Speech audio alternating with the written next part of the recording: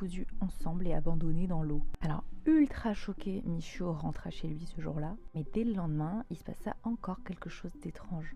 Yoshiko lui téléphona, lui demandant s'il n'avait pas eu des nouvelles de Keisuke, le mec un peu relou, lui affirmant qu'elle n'avait pas eu de ses nouvelles depuis la veille. Malheureusement, Michio lui dit que non, que depuis la veille, il n'avait pas du tout eu de ses nouvelles, et ça s'arrêta là. Sauf que le soir même, Keisuke fut retrouvé, attaché avec du fil de pêche à d'autres personnes, même personnes avec qui il était allé boire un verre la veille. Donc heureusement que Michio n'était pas allé avec lui. Alors, en effet, c'est absolument horrible, mais le problème c'est qu'après ça, les disparitions n'ont pas arrêté. Les gens retrouvés cousus avec du fil de pêche ont continué à se multiplier, ça a commencé à faire la une des journaux, tout le monde ne parlait plus que de ça, et les gens ont commencé à devenir un peu parano. Et alors face à cette situation, après quelques semaines d'horreur, Michio a fini par téléphoner à Natsuko pour lui parler de cette réunion des anciens élèves qu'elle avait prévu d'organiser. Michio a tout simplement demandé à Natsuko de l'annuler, estimant que c'était beaucoup trop dangereux en fait d'organiser